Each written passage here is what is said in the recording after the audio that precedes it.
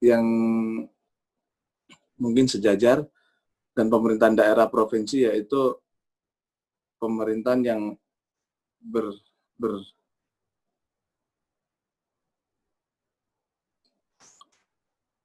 bersinergi dengan mungkin kepala daerah yang setingkat gubernur dan seterusnya, pemerintahan daerah, kabupaten, kota, ya pemerintah yang provinsi ya berarti ya.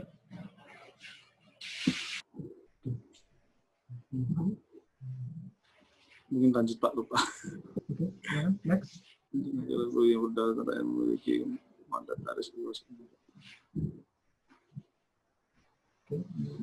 Indonesia adalah bentuk negara republik yang berkedaulatan rakyat, memiliki mandataris kekuasaan dari rakyat kepada pejabat melalui pembagian kekuasaan. DPRD ataupun legislatif, yaitu yang berkewenangan 3, yaitu budgeting, terus di monitoring dan regulator. Sedangkan eksekutif yaitu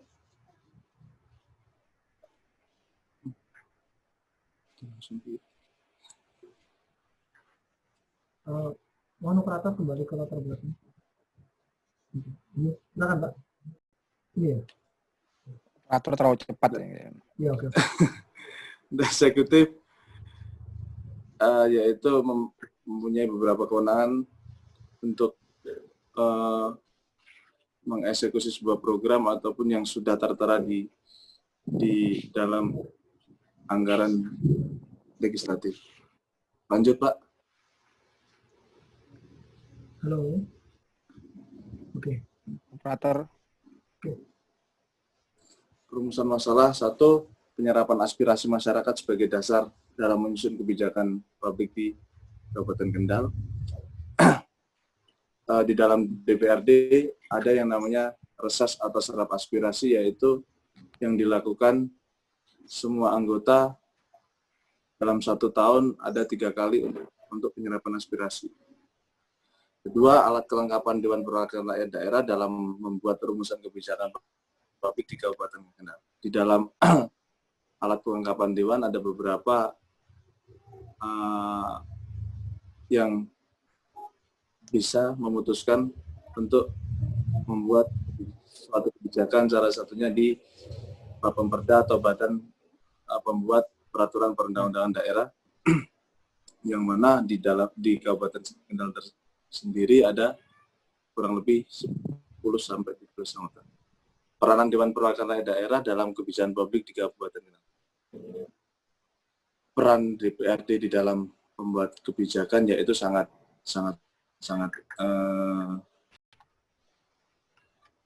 berimbas, karena yang mana pijakan DPRD membuat kebijakan yaitu aspirasi rakyat ataupun keluhan-keluhan yang langsung dari masyarakat. Lanjut Pak. Halo. Oke. Tujuan penelitian yaitu untuk mengetahui penyerapan aspirasi masyarakat sebagai dasar dalam menyusun kebijakan publik di Kabupaten Kendal yang pertama. Yang kedua, untuk mengetahui alat kelengkapan Dewan Perwakilan Rakyat Daerah dalam membuat rumusan kebijakan publik di Kabupaten Kendal. Juga untuk mengetahui peranan Dewan Perwakilan Rakyat Daerah dalam kebijakan publik di Kabupaten Kendal. Lanjut Pak.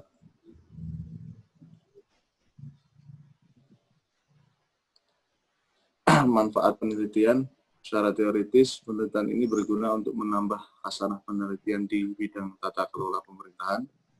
Diharapkan memberikan kontribusi bagi disipliner ilmu manajemen publik. Secara praktis, organisasi publik senantiasa mengalami dinamika dan perubahan yang diakibatkan oleh adanya perubahan lingkungan, sehingga dalam organisasi perlu menyesuaikan dengan perubahan tersebut agar lebih efektif, efisien, kompetitif, adaptif, dan responsibility dalam pencapaian tujuan.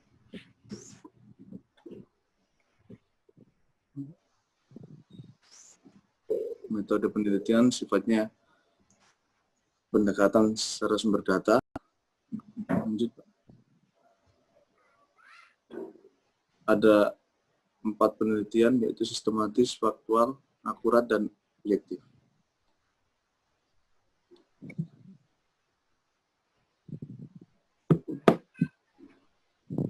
Metode pendekatan yang digunakan dalam penelitian ini adalah yuridis normatif, menganalisis permasalahan penelitian ini dari sudut pandang menurut ketentuan hukum yang berlaku.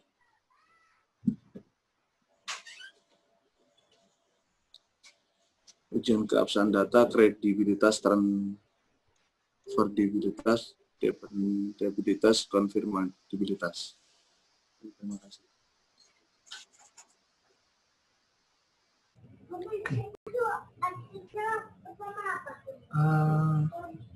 Baik, terima kasih atas paparan sampai bab 3-nya. Tolong operator dikembalikan ke slide awal. Baik, untuk sesi berikutnya saya buka sesi tanya jawab dari Dewan Penguji ya Pak ya, sambil untuk memberikan masukan terhadap kesempurnaan skripsi ini. Saya akan mulai dari penguji pertama, yaitu Bapak Andi Aribowo ST MM. Silakan Pak Andi. Ya, baik Pak Idit, terima kasih. Terima kasih Mas Bimo. Ya. Ya Pak. Mas Bimo ini kondisinya kurang fit kayak ini. Kok presentasinya agak terhambat? Iya. Apa pengaruh?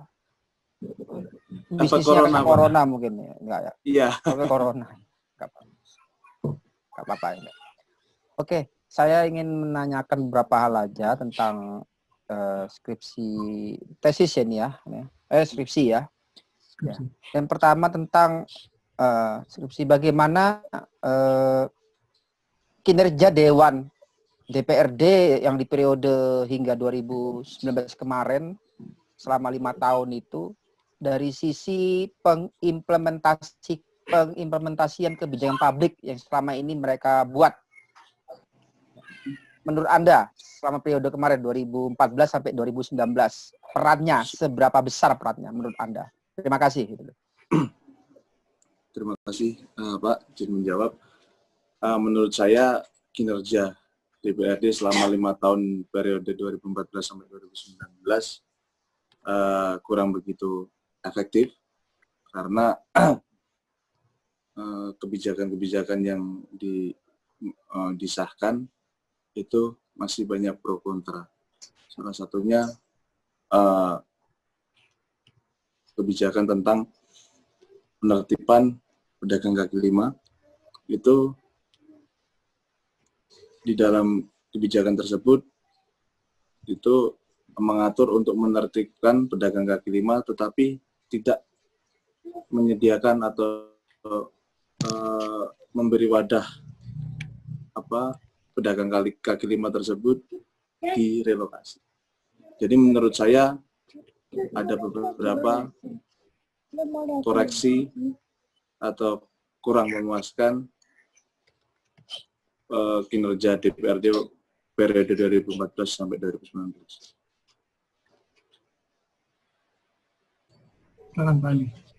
Hanya kebijakan itu ya? Apa ada kebijakan lain juga yang menonjol yang selama ini belum tertangani di periode 2014-2019? Contoh kebijakan di dalam tata ruang itu selama 2014-2015 itu dibuat mau disahkan kebijakan tersebut, padahal kebijakan itu jelas-jelas nantinya seharusnya dibuat kebijakan untuk pembangunan di Kabupaten Kendal, tetapi di periode 2014 sampai 2019 itu tidak bisa disahkan. Baru 2020 ini bisa disahkan. Berarti ada miss di dalam kebijakan tersebut pada periode pertama. Itu salah satu contoh kebijakan yang menurut saya harusnya dari dulu sudah disahkan, tetapi baru 2020 ini bisa disahkan. Coba. Ini Mas Bimo ini ada ikut di anggota dewannya atau enggak? Antara dua periode yang 2000 sampai di periode saya anggota dewan 2019 sampai 2024. Periode ini, Pak. Baru ini ya. Ya. Maksud saya tuh gini, maksud saya kan berawal dari skripsi ini kan berawal dari latar belakang kan ini kebijakan publik ya. Jadi antara bisa dibahas flashback dari 2014 ke 2019 sehingga ini menjadi dasar untuk lebih memperkuat di keanggotaan. Kebetulan kan sampean pas tahun ini ya, jadi ini ya periode yang berikut ini ya Anda pimpin. Nah, jadi apa yang kurang selesai ini mungkin bisa jadi rujukan juga agar nanti bisa diselesaikan di periode yang sekarang ini kan tantangan ini Mas untuk deskripsi. Ya. Ya, karena memang DPR ini kan kalau bisa kan fungsi untuk kebijakan publik kan sangat ditunggu-tunggu masyarakat kan, terutama yang berpihak kepada rakyat ini yang ditunggu. Termasuk kritiknya terhadap yang membangun terhadap bupati yang selama ini menjalankan kan, kalau bisa kan perannya itu, imbangnya itu yang bikin bisa diperkuat Mas ya. Kalau di Amerika Serikat itu kan ada dua partai yang sering oposisi tapi yang positif gitu. Ya, Pak Endi. Oke. Itu dulu Pak. Nanti kalau ada lagi saya Pak. Istilah ya, yang Pak Endi. Ya. Pak Yudit. Baik, terima kasih. Bu Tita? Monggo, Terima silakan. kasih Pak Yudit.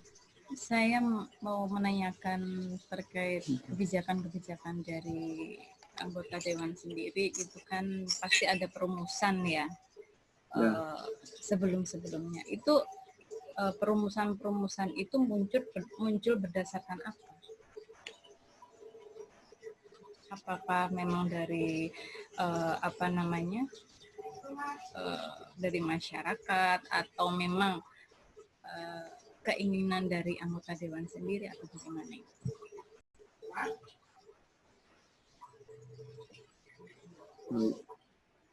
Silakan. Bu, sudah Bu. Oh iya. Makasih Bu. Jadi di dalam DPRD kalau mau memutuskan atau membuat suatu peraturan itu ada dua Bu. Satu itu dari inisiatif DPRD sendiri yang berdasarkan tadi dari aspirasi masyarakat atau waktu kita turun di daerah pemilihan, ataupun ada kayak semacam public hearing.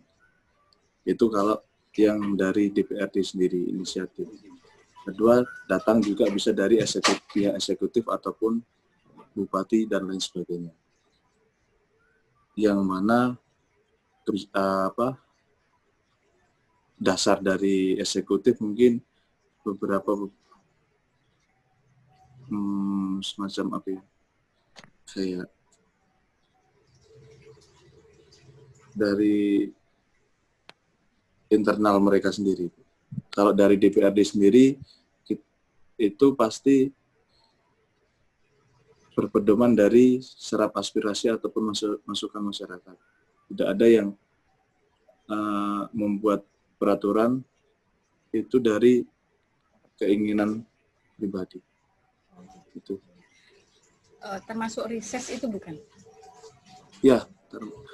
Jadi di DPRD itu reses 1 tahun 3 kali Bu, untuk 1 kali masa sidang, 2 kali masa sidang itu 3 kali dalam 1 tahun untuk serap aspirasi ataupun mendengarkan masukan-masukan dari atau keluhan dari masyarakat, dan itu nantinya yang dibuat pijakan kita untuk membuat suatu peraturan. Baik, terima kasih. Begitu Pak Yudit. Baik, terima kasih Bu Tita untuk masukan awalnya. Baik, Pak Bimo. Ya. Halo, ya. Dari saya, tadi kan sudah konten Pak ya, dari saya sudah, dari teman-teman sudah konten. Mungkin kalau saya metodologi ya, metodologi yang mohon operator metodologi.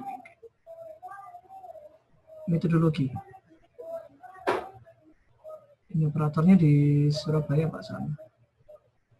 Oke, baik. Untuk metodologi, ini Bapak nanti akan melakukan interview atau bagaimana? Bisa dijelaskan di dalam skripsi nanti? Wawancara atau bagaimana? Wawancara Pak itu. Wawancara ya, jadi melakukan wawancara terhadap anggota dewan, gitu ya? Ya. Apakah ada preferensi khusus anggota dewan dari mana saja dari partai atau fraksi apa saja yang akan Bapak lakukan wawancara begitu?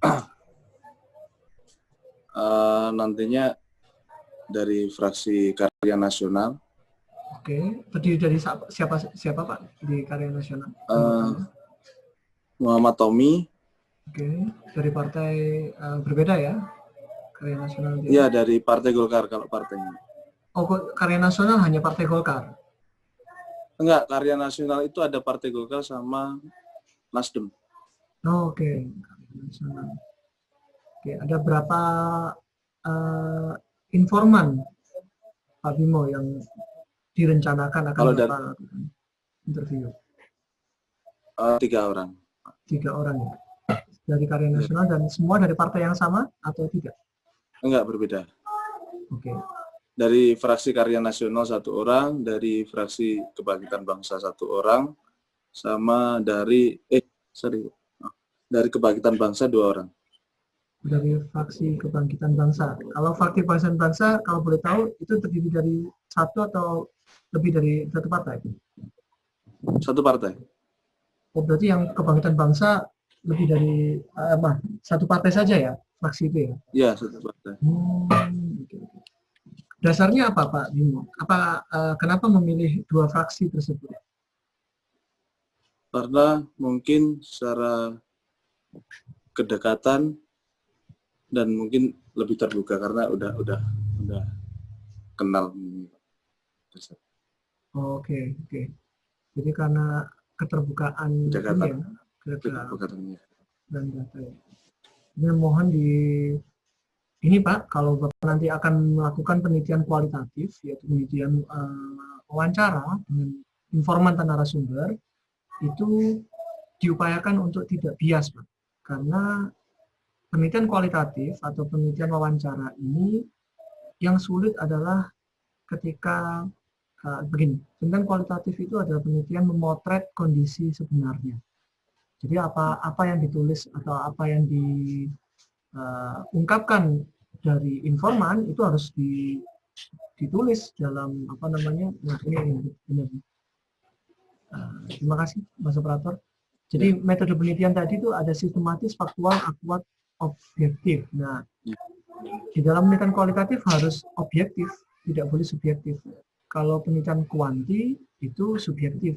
Apa maunya Mas Bimo itu dipaksakan ke responden. Tapi kalau kualitatif objektif. Si informan memberikan informasi atau wawancara apa saja, ya harus ditulis. Walaupun itu baik atau tidak baik menurut si peneliti, harus ditulis apa adanya. Jadi mungkin itu jadi pertimbangannya nanti ya, Pak Bimo ya, ketika membuat atau meneruskan ini. Baik, Pak Handi, Bu Tita, ya. Mungkin kita harus panel dulu ya. Untuk Pak Bimo kita put on waiting room dulu ya. Kita akan coba panel untuk memberikan masukan secara pleno apakah skripsi ini layak untuk diteruskan atau harus mengganti. Saya rasa enggak seperti juga ya. Jadi mohon ditunggu sebentar. Saya akan memulai diskusi panel internal dengan penguji. Sebentar ya Pak ya. Proposal skripsi yang Bapak tawarkan untuk menjadi skripsi utuh sebagai sebuah karya ilmiah untuk memperoleh gelar sarjana manajemen dari IBM di Surabaya. Dari pleno yang kami lakukan Pak, alhamdulillah Bapak lulus untuk proposal ini. Jadi silakan untuk lanjutkan sampai selesai ya, sampai selesai. Terutama karena ini kualitatif, jadi sebetulnya tidak terbatas waktu. Jadi segera saja setelah dinyatakan lolos ujian proposal, Bapak harus langsung melakukan proses pengambilan data. Gitu. Dari catatan-catatan saya Pak, ada satu hal dari Pak Andi tadi pleno.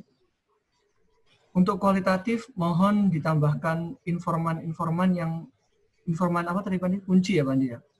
Kunci yang mengetahui tentang makna dari tesis tersebut ya. Deskripsi ini Pak ya. Jadi sorry, skripsi ini. Ya. Jadi makna dari skripsi ini, Pak. Jadi Kok ketika perlu orangnya pernah anggota dewan, Pak, pernah jadi dewan ya. ya, jadi ketika Lagi tadi kan Bapak sampaikan ada 2 fraksi ya. Nah, tapi kalau dalam turun lapangan nanti informan tersebut dirasa tidak menguasai tema atau topik yang Bapak tawarkan, segera mungkin untuk diganti, gitu ya. Jadi apa namanya? Karena kualitatif ini sangat bergantung sekali dengan informan, gitu ya. Baik, selamat sekali lagi Pak Bimo, Bagus Bimo Alif. Kami tunggu karya terbaiknya dengan secepatnya ya Pak ya, sehingga kita bisa maju untuk sidang akhir skripsi. Gitu. Nanti akan ada satu penguji lagi Pak. Kalau ujian proposal hanya 3 orang saja, 3 penguji. Jika skripsi nanti diuji oleh 4 dewan penguji sebagai penguji tamu, gitu ya Pak Bimo ya. sama ditunggu jadi Bupati Kendal nanti setelah jadi DPR. Ya. Amin, ya. Ya, kami doakan yang terbaik. Semoga bisa membawa nama alma mater IBMT. Ya, jadi Pak Bimo ya. Untuk berita acara akan kami kirimkan lewat Aisyah ya, lewat sekretaris IBMT ke sekretariatan. Nanti berita acara hari ini berikut lampiran dari penguji, lampiran masukan akan kami kirimkan lewat email segera mungkin. Ya Pak ya. Ya. Oke. Terima kasih Pak Handi Aribowo SDMM, Ibu Tita Sari SPD MPDMM untuk kesediaan waktunya untuk menguji Bapak Bagus Bimo Alif. Semoga kita diberikan kesehatan untuk menghadapi pandemi ini dan segera berakhir, segala sesuatunya menjadi lebih baik lagi. Gitu. Saya akhiri. Akhir kata, wassalamualaikum warahmatullahi wabarakatuh. Waalaikumsalam.